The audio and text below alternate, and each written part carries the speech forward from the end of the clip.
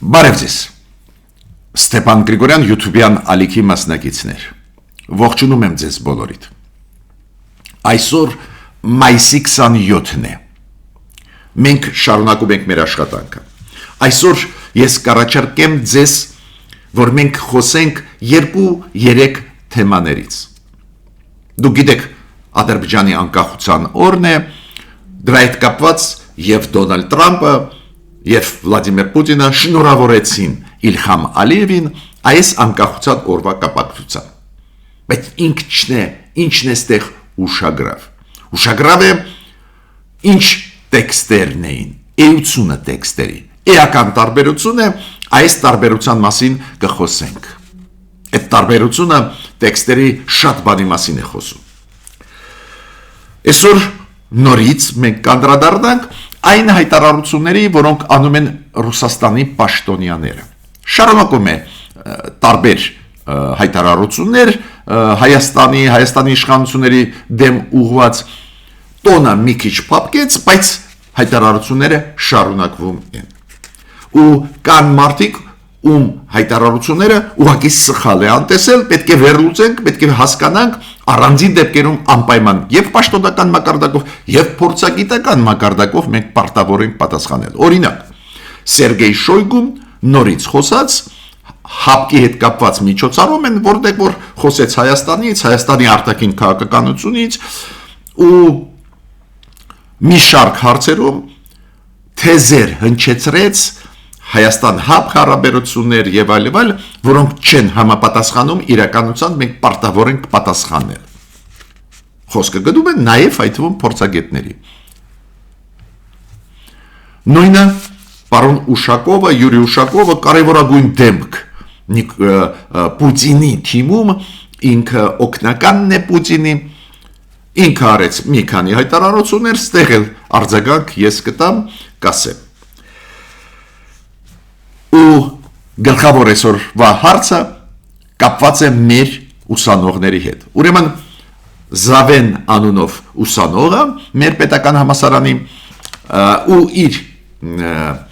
համակուրսեցիկ հանդես եկան մի նախաձեռնությամբ։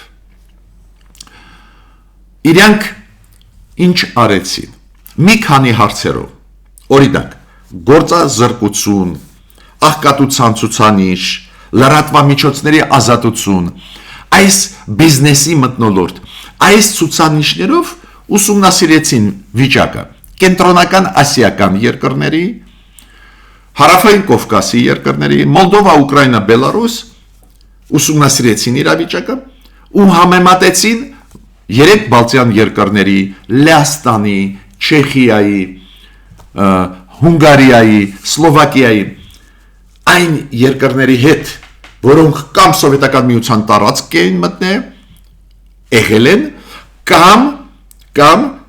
սոցիալիստական ճանբարում են եղել, ասենք նույն Լեհաստանը,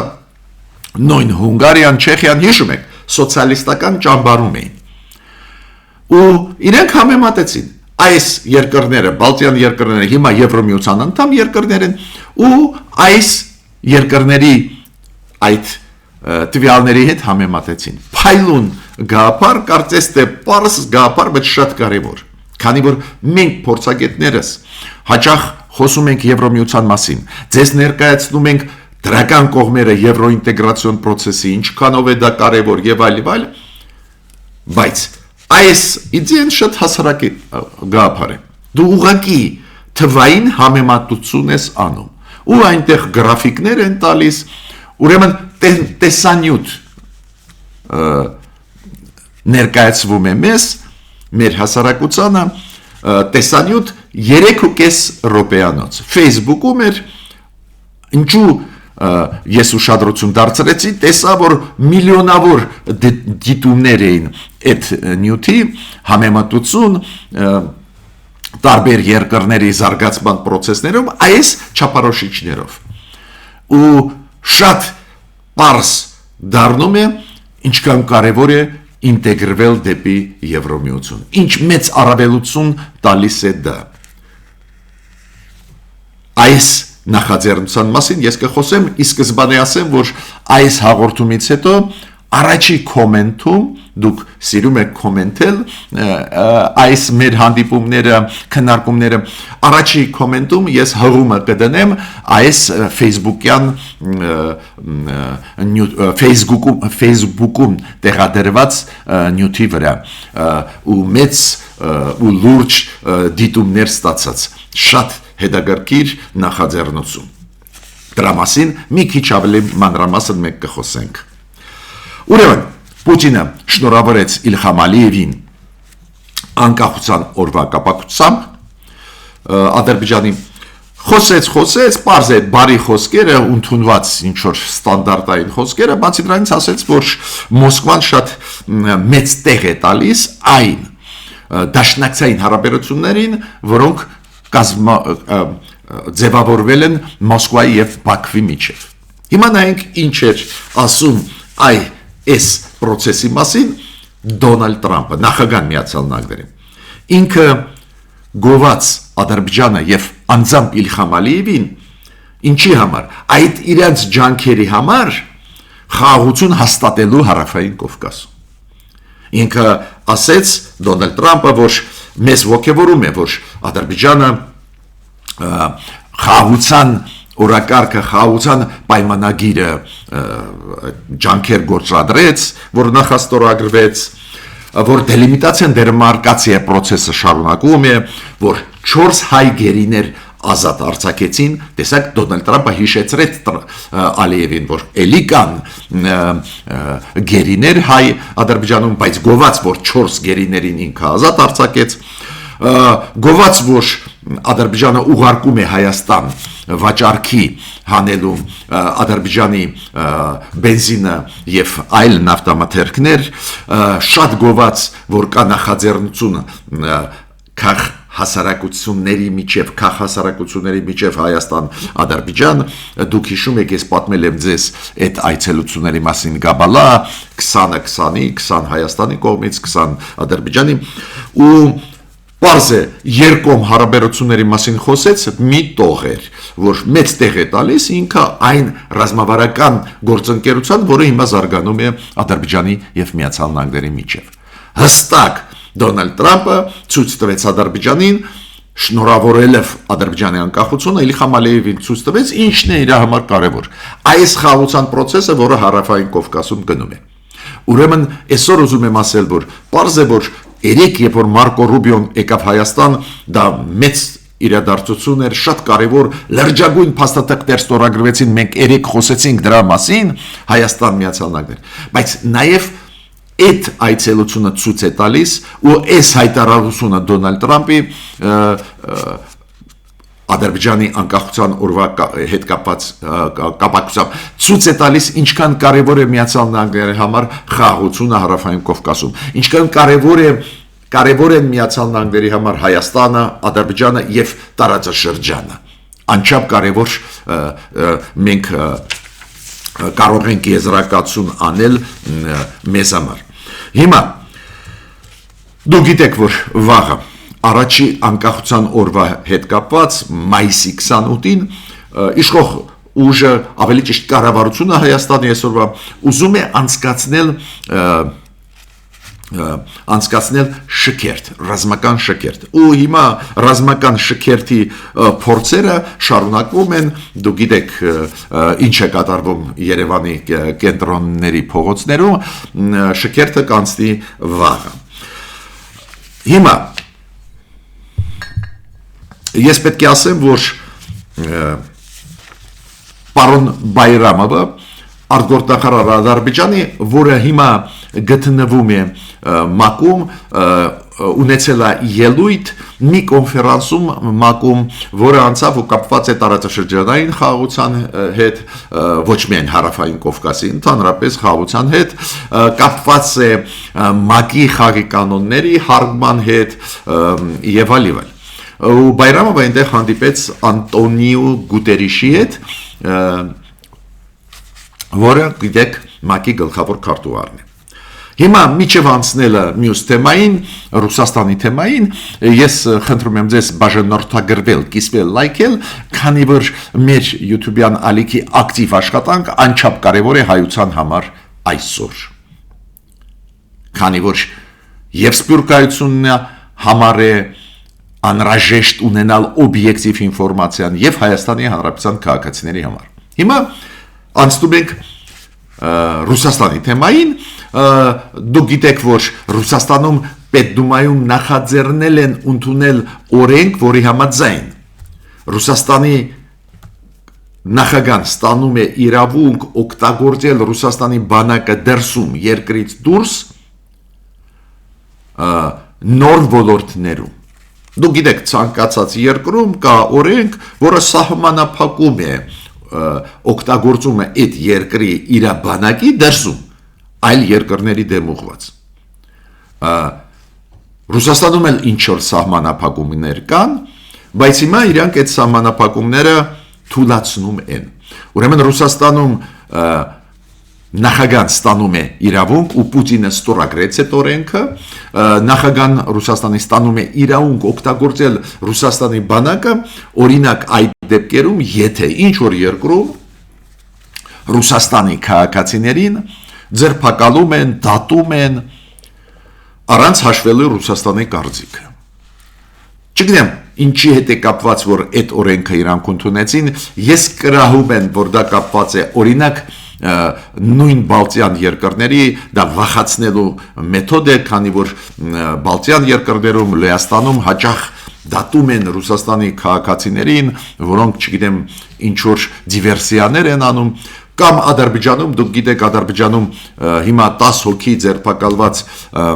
Ռուսաստանի քաղաքացիներ կան, ում դատեցին ինչ որ բավական 5-6 տարով, միգուցե դրա հետ, բայց այդ որոշումը լուրջ որոշում է։ Ուղղակի պետք է իգիտություն վերցնենք։ Հիմա ես ասեցի ձեզ, որ Ռուսաստանում անում են հայտարարություններ, օրինակ երեք Մոսկվայում անցավ ԱՊ երկրների անվտանգության խորհուրդներ, այդ ԱՊ երկրների անվտանգության խորհուրդների քարտուղարների նիստը։ Ու այնտեղ ելույթ ունեցավ Սերգեյ Շոյգուն, որը Ռուսաստանի անվտանգության խորհրդի քարտուղարն է։ Հայաստանը չի մասնակցում, ճիշտ էլ անում է հապկի աշխատանքներին, բայց այնտեղ ուղեց իրանց Պուտինը, ասելով, որ պետք է ուժեղացնեն, պետք է հապկի երկրները ուժեղացնեն իրանց մոտեցումները,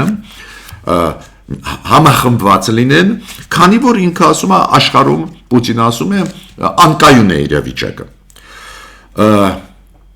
Ավելին ՖՍԲ-ի ղեկավար Ալեքսանդր Բորտնիկովը ասեց, որ այ ԱՊ երկրները, հապկի երկրները փորձում են իրարից տարանջատել, անել այդպես, որ մենք իրար դեմ դուրս գանք, ՖՍԲ-ի ղեկավարը ասեց Ռուսաստանի, հենց դա ուզում է արևմուտքը։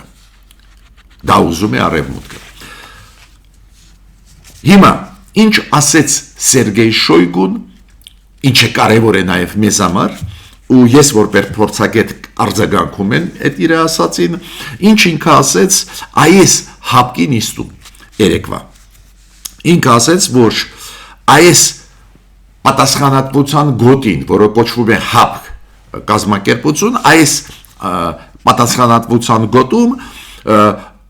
իրանք տեսնում են վտանգներ։ Օրինակ, իրանք ասում են, առաջի հերթին այդ վտանգները գալիս են եվրոպական երկրներից։ Նու ինչու ինքը դա ասում է, մենք հասկանում ենք, գնում է Ռուսաստանի պատերազմը Ուկրաինայի դեմ, Եվրոպան աջակցում է Ուկրաինային, Ռուսաստանը ասում է, դա վտանգ է մեզ համար։ Հիմա մյուսը ինքը ինչ է ասում։ Դու այդ Ռուսաստանի դիրքորոշումը այդ իրանց գործերն են, այդ Եվրոպայի հետ իրանց հարաբերություններ են։ Մենք ստեղ դիտորդի կարգավիճակում են։ Բայց ինքը շարունակում է։ Շոյգուն ասում է, նայեք, ցավով ինքը ասում է, Հայաստանը, որը հապկի անդամ է, ինքը գնում է դեպի եվրոինտեգրացիան, կոպիտ ասած գնում է եվրոպական երկրների հետ սերտ համագործակցության, մինչդեռ սպառնալիքները գալիս են հենց Եվրոպայից։ Ուրեմն, ինչ եմ ուզում ասել։ Այո, Ռուսաստանի քաղաքականությունը այդպես է, որ Եվրոպան արձագանքում է, ու կարող է Ռուսաստանի համար Եվրոպայի արձագանքը վտանգ է, բայց մեզ համար Եվրոպան գործընկեր է։ Նաև շատ ու շատ եվրոպական երկրների հետ մենք ունենք հիմա ռազմավարական նշանակություն փաստաթղթեր պայմանագրեր։ Տարբերվում է մեր կարծիքը Ռուսաստանի հետ Եվրոպայի նկատմամբ, բայց ինքը ասում է, քանի որ ՀԱՊԿ-ի անդամ եք, դուք հասկացեք, որ դուք աշխատում եք այն վտանգի հետ, որը կա Ռուսաստանի առջև։ Երկրորդը, ինքը ասում է ՀԱՊԿ չեն գալիս հայերը, քանի որ ՀԱՊԿ-ը չարձագանքեց Լեռնային Ղարաբաղի իրադարձություններին, այն կոնֆլիկտի պատերազմի ժամանակ։ Իսկ սկզբանե ասեմ, դա սուտ է։ Հայաստանը չի դիմե ՀԱՊԿ, որ օգնի Ղարաբաղի պատերազմի ժամանակ։ Ինչու չի դիմե, դուք գիտեք, ՀԱՊԿ-ը չի զբաղվում Ղարաբաղի հարցել, չեն էլ զբաղվե։ Ղարաբաղի հարցով զբաղվում են Մինսկի խումբը։ Ինքը ստեղ մանիպուլյացիա է անում, կիսասուտ, կիսամանիպուլյացիա։ Ուրեմն այս անպայման պետք է պատասխանել, որ երբ որ Շոյգուն ասում է, որ հայերը նեղացած են ՀԱՊԿ-ի վրա, քանի որ ՀԱՊԿ-ը չօգնեց Ղարաբաղի հարցում, դա մանիպուլյացիա է։ Այ Հայաստանը նեղացած է, իրոք, քանի որ երբ որ մեր տարածքի վրա հարձակվեցին, ՀԱՊԿ-ը չարձագանքեց։ Ու Շոյգուն այդ հարցին էլ պատասխանում է։ Ինքը ասում է, ՀԱՊԿ-ը պետք է միայն այն դեպքում արձագանքի, երբ որ կա հարձակում պետության վրա, ՀԱՊԿ-ի անդամ պետության վրա։ Մինչդեռ ինքը ասում է, Հայաստանի վրա ոչ ոք չի հարձակվի։ Ինչ է նշանակում դա Հայաստանի համար։ Ինչ է դա նշանակում։ Դա նշանակում է, որ այն հարձակումը, որը 2022 թվին եղավ Հայաստանի տարածքի վրա ու մեզանից խլեցին 200 քառակուսի կիլոմետր, այդ հարձակում չեն համարում Ռուսաստանը։ ՀԱՊԿ-ը չի համարում դա հարձակում, ՀԱՊԿ-ը չի համարում դա մեր տարածք, այ հենց դա է ասում Հայաստանը։ Մի անգամ չի, երկու անգամ, բայց Շոյգուն շատ կարևոր մեսիջ ուղարկեց։ Այդ նոր մեսիջ է։ Ինքը ասում չէ, մենք չենք համարում, որ ձեր վրա, Հայաստանի վրա հարձակվել են։ Ուրեմն նեղանալու տեղ դուք չունեք։ Ու մյուսը ինքը ասեց, Երևանը ոչ մի հայտ չի ներկայացնի։ Երևանը չի խնդրել, որ ՀԱՊԿ-ը աջակցի։ Այդ դա 100%-անոց սուտ է։ Երևանը ՀԱՊԿ-ին դիմել է, բայց երբ է դիմե, ոչ թե 2020 թվին, այլ 2022 թվին, երբ որ հարձակում եղել է Հայաստանի տարածքի վրա։ Ես ձեզ դա մանրամասն ներկայացնում եմ, որ մեր հասարակությունը իմանա, որ Շոյգուի ասածը մեղմ ասած չի համապատասխանում իրականության։ Ավելին Շոյգուն ասում է, մենք ուզում ենք ՀԱՊԿ-ի դիտորդներ ուղարկել հայ-ադրբեջանական սահման, որ ամեն ինչ լավ լինի։ Հայաստանը մերժեց։ Իրոք Հայաստանը մերժեց, Հայաստանը հրավիրեց եվրոդիտորդներին, եվրոդիտորդները կայունացնեցին սահմանը։ Բայց ինչի Հայաստանը մերժեց։ Ճիշտ է ասում Շոյգուն, Հայաստանը մերժեց։ Ճիշտ արեց, որ մերժեց, քանի որ հիշում եք 17 կետերում կանգնած էին ռուս սահմանապահները։ Երկկողմ հարաբերությունների համաձայն մենք համաձայնվեցինք, որ ռուս սահմանապահները 17 կետում շարվեն հայ-ադրբեջանական սահմանում։ Ու դուք հիշում եք ինչ էր կատարվում։ Գրեթե ամեն օր կրակոցներ, սպանություններ մեր զինվորներին, հիշում եք 2021 թիվ, 22 թիվ, 23։ Ստիպված էինք հրավիրել եվրոդիտորդներին, կայունացավ վիճակը։ Ու մյուսը Շոյգուն ասում է, Հայաստանը պետք է որոշի, որ գնացքը ընտրել, որ գնացքը իրանց համար, որը շահավետ է ժողովրդի համար, պետության համար։ Այո, մենք ինքներս կընտրենք։ Մյուսը, ես պետք է ասեմ, այդ նոր նույն գաղափարները ինձ ասեց Շոյգուն, այլ պաշտոնյաները հիմա Դումայում տարբեր պատգամավորներ ասում են, վերջինը ասեց պարոն Լուգավոյ, այն հայտնի սկանդալներով լի պատգամավորը, բայց նորից ասեց ինչ-որ մտքեր շատ մոտ Շոյգուի ասացին։ Յուրի Ուշակովը, դուք գիտեք, որ ինքը օգնականն է Պուտինի, իր ասածը պետք է լուրջ ուսումնասիրենք, նայեք, շատ էր խոսվում, որ Նիկոլ Փաշինյանը չի գնում, ամսի 28-ին, 29-ին, վաղը չեմ ուսոր Աստանա ԵԱՏՄ-ի գագաթնաժողովին մասնակցելու, Ռուսաստանը լրջագույն դժգոհություն էր հայտնում, բայց Ռուսաստանը վերջում վախեցավ, որ ընդհանրապես մենք չենք մասնակցի, մինչդեռ հիշում եք, մեր կառավարությունը որոշում ընդունեց, որ պատվիրակություն կլինի, որը կգլխավորի փոխվարչապետ Մհեր Գրիգորյանը։ Ու մի պահ Ռուսաստանում երեք վախեցած են, որ ընդհանրապես հայերը չեն գա, բայց մերոնք ասացին, որ կգա Մեհեր պատվիրակությունը, որը կգլխավորի Մեհեր Գրիգորյանը, ու Ուշակովը երեք ասեց, հա, Հայաստանը կմասնակցի եւ այլ եւ այլ։ Հիմա ինչ է ասում Ուշակովը, որ անպայման նեղ կրուգով, երբ որ հավաքվեն ԵԱՏՄ-ի առաջի դեմքերը, Հայաստանը Փաշինյանի մակարդակով չի մասնակցում վարչապետի, բայց 5 պետությունների 4-ը, երբ որ նեղ կրուգով իրենք կքննարկեն Հայաստանի հարցը։ Հայաստանի հարցը, Հայաստանի եվրոինտեգրացիայի հարցը։ Ինչու չկարողացան ռուսները, Ռուսաստանը մտցնել օրակարգ Հայաստանի հարցը։ Ռուսաստանը հիշում եք, ես ձեզ ասել եմ, վտանգ կա, որ կփորձի օրակարգ մտցնել Հայաստանի կարգավիճակը ԵԱՏՄ-ին։ Բայց այնտեղ ես ձեզ բացատրել եմ, Հայաստանի դուրս գալու ԵԱՏՄ-ից ոչ մի մեխանիզմ չկա, եթե Հայաստանը դա չի ուզում։ Եթե Հայաստանը դա չի ուզում, կամ այլ պետություն չի ուզում դուրս գալ ԵԱՏՄ-ից, այլ պետություններ չեն կարող իրան հանել։ Կանոնադրությունը այդպես է, բայց այնուամենայնիվ ոչ ֆորմալ օրակարգ կարող են մտցնել ու այս բարձրագույն մարմինը խորհուրդը ԵԱՏՄ-ի, որի մտնում են Լուկաշենկոն, Պուտինը, պարոն Տոկաևը Ղազախստանի նախագահան եւ վարչապետը Ղրղստանի, իրենք նեղ կրուգով կարող են քննարկել, բայց օրակարգ մտցնել չեն կարող, քանի որ վետոյի իրավունքը Հայաստանը կօգտագործի։ Ու հիմա Ուշակովը ասում է, որ այդ հարցը կքննարկվի։ Ուրեմն Ռուսաստանը անընդհատ ուզում է նաև կրվածնել ԵԱՏՄ-ի այլ երկրների հետ մեզ, քանի որ Ուշակովը ինչ ասես, դա շոշափում է շահերը այլ երկրների Հայաստանի դեպի եվրոինտեգրացիայի գնալը։ Այդպես չի, մեր արևտուրը մեծամասամբ ընկնում է Ռուսաստանի վրա, Ռուսաստանի հետ, այլ երկրների հետ ԵԱՏՄ-ի շատ փոքր է մեր արևտուրը, մենք ոչ ոքի մեր քայլերով վնաս չենք հասցնի։ Ես պետք է ասեմ, որ բավական շատ են պարզ է լրատվամիջոցները Ռուսաստանի անդրադառնում Հայաստանի հարցերին, օրինակ Կոմերսանտ թերթը, Կոմերսանտ շատ հեղինակավոր Ռուսաստանում, իրանք գրեցին, որ Ռուսաստանի էներգետիկայի նախարարը գրեց նամակ մեր տարածքային կառավարման նախարարին, Ռուսաստանի էներգետիկայի նախարարը, որ եթե Հայաստանը շարունակի գնալ դեպի եվրոինտեգրացիա, այն պայմանագիրը գազային, որը կա, կվերանայվի։ Բայց մեկ հարց ես ուզում եմ ասել, այնչքան էլ ես հիմա չեմ կարդում ձեզ Ռուսաստանի հայտարարությունները, մենք պետք է դա մարսենք, ուսումնասիրենք, ուշադիր հետևենք, պետք է ասեմ, որ այլ պետությունները լուրջ քայլեր են անում կապված Ռուսաստանի հետ, ԱՊ-ի երկրների պետություններ, ՀԱՊԿ-ի անդամ պետությունները։ Օրինակ դուք գիտեք, որ Ղազախստանում մի քանի օր առաջ Ղազախստանի դատարանը որոշում ընդունեց Գազպրոմից գանձել $1.5 միլիարդ փող ի օգուտ Նավտոգազ Ուկրաինա։ Կա վեճ Նավտոգազ Ուկրաինա ու Գազպրոմի միջև վեճ գազերի գների հետ կապված։ Ու Ղազախստանի դատարանը ի օգուտ Ուկրաինայի որոշում ընդունեց։ Ուրեմն այդպես չի էլի, որ մենակ մեզ մոտ կան տարաձայնություններ Ռուսաստանի հետ։ Շատ ու շատ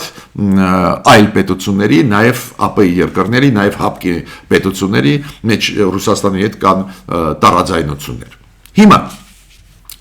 այդ ձեզ ասեցի, որ մենք դա ֆիքսենք։ Շարունակվում է այդ արշավը, այդ հայտարարությունները Հայաստանի դեմ, մի քիչ մեղմացավ այս վերջի 2 օրը տոնը մեր նկատմամբ, բայց իրանց ասած ասում են նաև դեզինֆորմացիան, որը արեց Սերգեյ Շոյգուն, հիմա ես դες բացատրեցի ճշմարտությունը ինչու՞մ է։ Ու հիմա անցնում եմ կարևորագույն այսօրվա հարցին։ Ես կասեի գլխավոր։ Ուրեմն իմ աչքից ընկավ մի նյութ, որը հավաքեց 2 թե 3 միլիոն դիտումներից ավել Facebook-ում։ 3.5 րոպեանոց տեսանյութ, որը ներկայացնում է Զավեն, մեր Հայաստանի Հանրապետության ուսանողը, որը ներկայացնում է այդ իր ընկերների իր աշխատանքը։ Ինչ արեցին իրանք ու այդ տեսանյութում դուք կարող եք նայել։ Իրանք ուսումնասիրեցին մի քանի ոլորտներ, աղքատության, գործազրկության, լրատվական միջոցների ազատության հետ կապված, բիզնեսի մթնոլորտի հետ կապված, անվտանգության հետ կապված 6-7 ոլորտներ ուսումնասիրեցին, որ երկրների կենտրոնական ասիական 5 երկրների, հարավային Կովկասի 3 երկրների, Ուկրաինա, Մոլդովա, Բելարուս եւ 3 բալտյան երկրների՝ Էստոնիա, Լատվիա, Լիտվա։ Բացի դրանից, այդ սովետական միության նախկին հանրապետություններ էին, հիշում եք, քանդվեց սովետական միությունը, բոլորը ստացան անկախություն։ Բացի դրանից, սոց ճամբարից Լեհաստան, Հունգարիա, Չեխիա, Սլովակիա։ Ու ինչ արեցին։ Այս հարցերում ոնց էր զարգանում, աճում էր թե ընկնում էր աղքատությունը, գործազրկությունը, լրատվամիջոցների ազատությունը, բիզնեսի մթնոլորտը։ Այդ երկրների 90-ական թվերից այդ սաղ ուսումնասիրել են մինչև 2025 թիվ։ Ու գրաֆիկներով ցույց են տալիս։ Մտեք նայեք, դա շատ հետաքրքիր է։ Մենք շատ կարող ենք խոսել առավելության մասին Եվրոպայի կարևորությունը եվրոինտեգրացիայի, դրական կողմերը, աջակցությունը, դա էլ է պետք։ Բայց ստեղ մեր երիտասարդները ինչ արեցին, ուղղակի մեզ ներկայացնում են փաստերով։ Ոնց է օրինակ գործազրկությունը, ոնց էր զարգանում, աճում, ցածրանում,